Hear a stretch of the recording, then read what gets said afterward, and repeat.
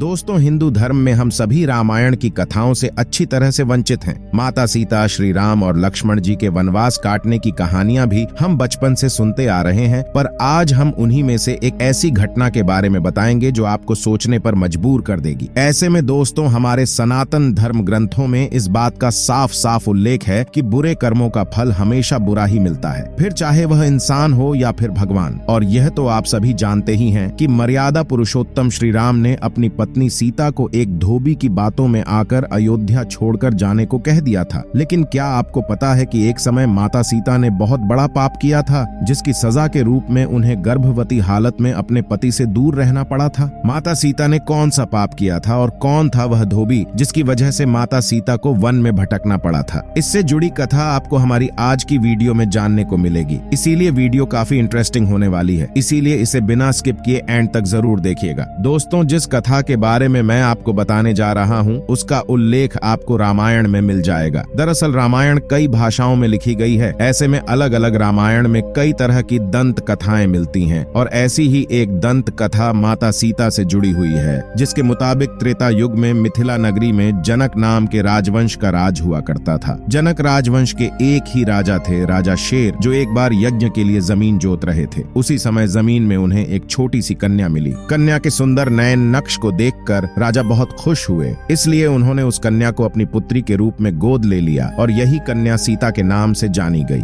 जब सीता थोड़ी बड़ी हुई तो एक दिन अपनी सहेलियों के साथ अपने महल के बगीचे में घूम रही थी। तभी अचानक उनकी नजर एक तोते के जोड़े पर पड़ी, जो देखने में बहुत ही ज्यादा खूबसूरत थे। तोते का जोड़ा एक पेड़ पर बैठकर सीता जी के बारे में ही बहदोने बातें कर रहे थे। उनके मुख से अपने भविष्य की चर्चा सुनकर सीता जी को बड़ा आश्चर्य हुआ। कहते हैं कि उनमें से मादा तोता बोल रही थी कि पृथ्वी पर श्री राम नाम से विख्यात एक बड़े सुंदर राजा होंगे और उनकी महारानी का नाम जानकी होगा। श्री राम देवी जानकी के साथ कई वर्षों तक राज करेंगे। धन्य है वह जानकी देवी और धन्य है वह प्रजा जिन्हें प्रभु श्री राम जैसे राजा मिलेंगे। एक साधारण तोते के मुख से अपने भावी पति का नाम सुनकर माता सीता अचंभित हो गई। उन्हें अपने बारे में और जानने की इच्छा जागृत हुई, इसीलिए माता सीता ने अपने महल के पहरेदारों को बोलकर दोनों पक्षियों को पकड़ लिया और फिर दोनों को पुचकारते हुए पूछा, तुम दोनों पक्षियों को भविष्य के बारे में इतना ज्ञान कहाँ से प्राप्त हुआ? पक्षियों ने बताया कि इससे पहले हम ऋषि वाल्मीकि के आश्रम में रहते थे, जहाँ रोज राम और सीता के जीवन के बारे में बताया जाता है, इसीलिए हमें उन दोनों के बारे में हर चीज कंठस्थ याद हो गई है। सीता जी ने जब यह सुना तो उन्होंने सोचा कि दोनों पक्षी तो बहुत ही दिव्य है, क्यों ना मैं इन्हें बहला फुसलाकर अपने जीवन से जुड़ी सारी बातें पूछें। यही सोचकर माता सीता दोनों पक्षियों से कहती है कि तुम दोनों बहुत सुंदर हो, देखो तुम दोनों को डरने की जरूरत नहीं है, मैं तुम्हें कोई नुकसान नहीं पहुंचाऊंगी। तुम बस मुझे यह बताओ कि राम कौन है और उनका विवाह जानकी से कैसे होगा। तब दोनों पक्षी बताते हैं कि महर्षि वाल्मीकि रामायण नामक एक ग्रंथ लिख रहे हैं, जिसमें उन्होंने बताया है कि महर्षि श्रृंगी के द्वारा किए गए पुत्रेष्ट यज्ञ से प्रसन्न होकर भगवान विष्णु मानव शरीर धारण करके उनके ज्येष्ठ पुत्र के रूप में जन्म लेंगे, जो कि प्रभु श्री राम होंगे। बड़े होने पर श्री राम महर्षि विश्वामित्र और अपने छोटे भाई लक्ष्मण के साथ हाथ में धनुष लिए मिथिला आएंगे और वहां शिव जी के धनुष को तोड़कर जानकी से विवाह करेंगे। इतना सुनने के बाद माता सीता उन दोनों पक्षियों को बताती है कि जिस जानकी की तुम लोग बात कर रहे हो वो मैं ही हूँ, मैं सीता भी हूँ और मैं जानकी भी हूँ, इसलिए तुम बताओ कि मेरे प्रभु श्री राम कैसे दिखते हैं। इस पर नर तोता माता सीता को बताता है कि श्री रामचंद्र का मुख कमल के समान सुंदर है, उनके नेत्र बड़े और खिले हुए हैं, उनकी नाक ऊंची और भुजाएं घुटनों तक जाती हैं, उनका गला शंख के समान है और उनकी सुंदरता का क्या वर्णन करूं,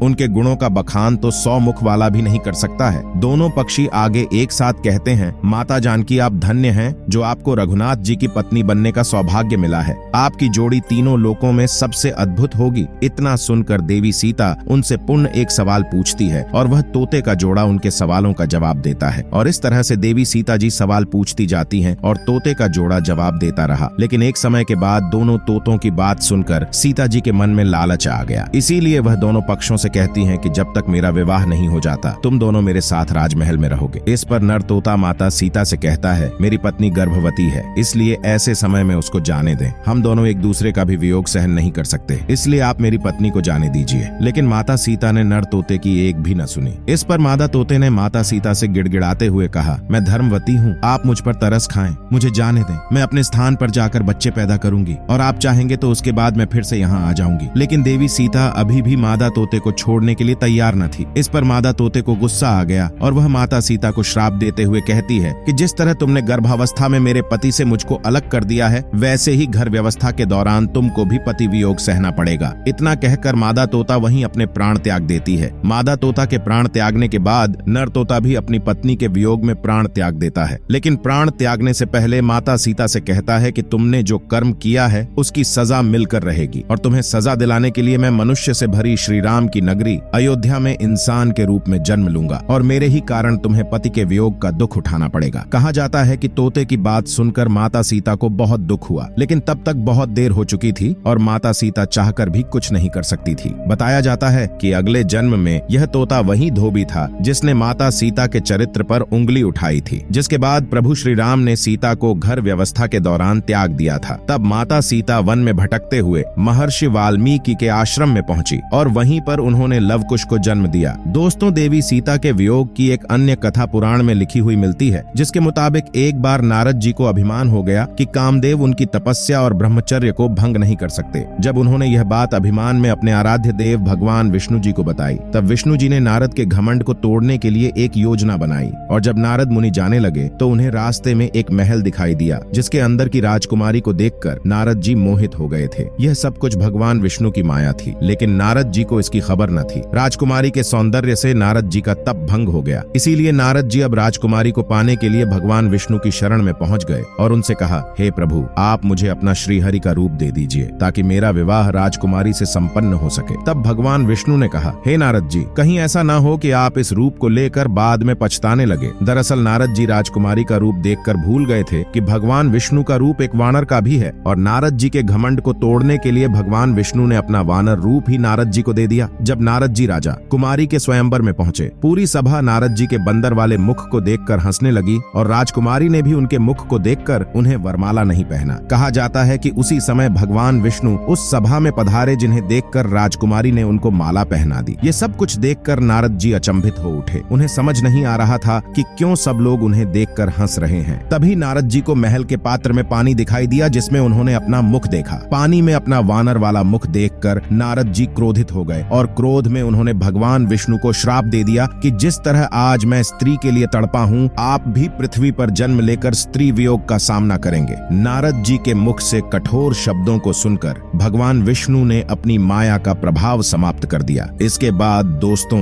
अपनी गलती का एहसास हुआ नारद जी को और उन्होंने क्षमा मांगी और कहा जाता है कि नारद जी के श्राप की वजह से भगवान विष्णु को अपने राम अवतार में माता सीता के वियोग का सामना करना पड़ेगा। तो दोस्तों, अब आप हमें बताइए कि आपको क्या लगता है, किसके श्राप की वजह से माता सीता को प्रभु श्री राम से दूर रहना पड़ेगा? अपने जवाब हमें कमेंट में जरूर बताइएगा। इसी के साथ आज के वीडियो में बस इतना ही। अगर वीडियो अच्छी लगी तो इस वीडियो को लाइक करें, शेयर करें और चैनल को सब्सक्राइब करके बेल आइकन को प्रेस करें ताकि आने वाली नई वीडियोस की अपडेट आपको मिलती रहे। आपका बहुत बहुत धन्यवाद।